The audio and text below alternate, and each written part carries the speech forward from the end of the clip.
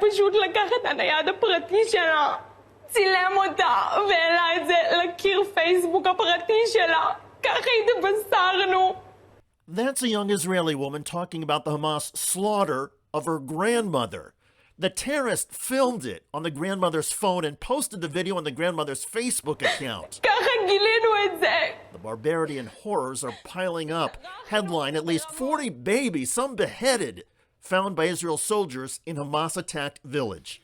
I want to address my non-Jewish friends. I'm sure you have heard about the news of violence in Israel, and many of you have expressed your condolences. My family and I appreciate it. Our Jewish community is in shock, disbelief, and grieving. As some of you who have followed my career may know, I have long been an outspoken critic of Israel's Netanyahu government. I detest the annexation of disputed territories.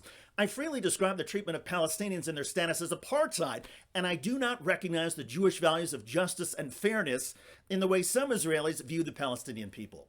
However, the hostage-taking, torturing, and murdering of civilians, including young children and the elderly, is not freedom fighting. It is terrorism, period. And there is never any excuse for terrorism. There was no excuse for it in 9/11. There is no excuse for what Hamas terrorists have done to civilians in Israel.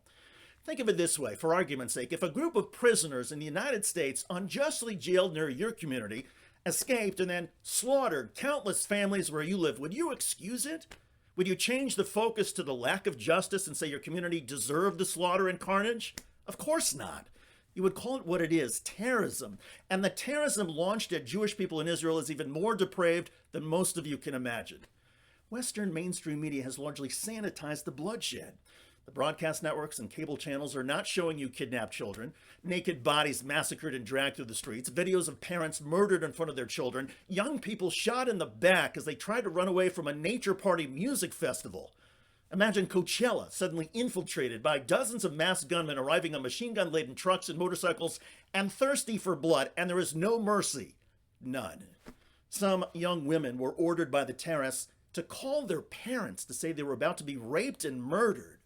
There are dozens of horrifying clips on social media, and there will be more, because Hamas has pledged to make videos of prisoners being tortured and executed, and then post those videos on social media. For Jewish people, there is a historical lens that we receive this depravity. It's a history of mutilated Jewish bodies and killing Jews for sport.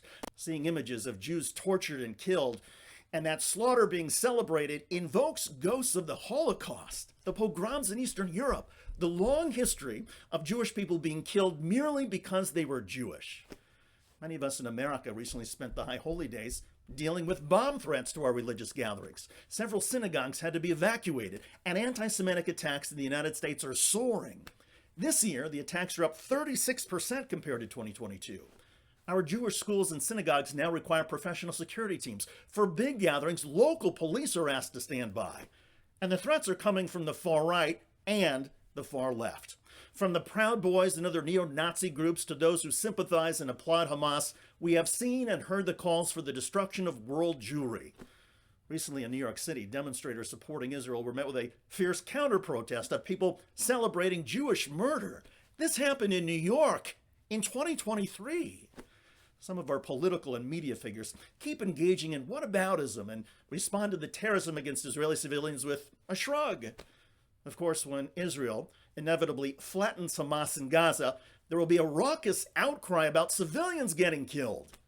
The double standard applied to Jewish people is beyond sickening and disturbing. And again, I'll be the first person to say, I oppose the blockade of fuel, electricity, and food going into Gaza. I don't believe 2 million Palestinians there should be made to suffer because of the thousands of terrorists. There should be no indiscriminate bombings of homes and buildings. And I continue to stand for a two-state solution, even though Hamas rejects that and has in its charter the total annihilation of Israel. Nonetheless, take it from me, Jewish people, including harsh Netanyahu critics like myself, are not in the mood right now to talk about peace.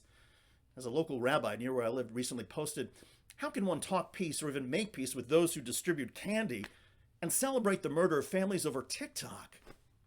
The terrorism must first be widely and unequivocally condemned. There is no nuance to this. Political and media figures who make the false equivalence between intentional murder and self-defense with unintentional deaths ignore basic facts. And anybody who excuses terrorism or gives it cover, those people are beyond misguided. They are detestable. The answer to injustice or apartheid is not murder. I know this commentary may upset some of you. Well, for those of you who long for more centuries of meek, defenseless Jewish people, remember this. Unlike my ancestors, Jewish people live in a time when Jews have gained the ability to defend ourselves, and we will. When Jews are murdered simply for being Jews, and when we American Jews are targeted for being Jewish, there can be no silence. I'm thankful to countless friends, neighbors, and viewers who have spoken out with empathy and with a clear denouncement of cruelty and anti-Semitism. This includes many Palestinian friends and colleagues who have stated that the answer to protecting Palestinian children is not the murder of Jewish children. In this time of darkness, everybody who speaks out is providing light. We just need more of it and more humanity. I'm David Shuster. Thanks for joining us.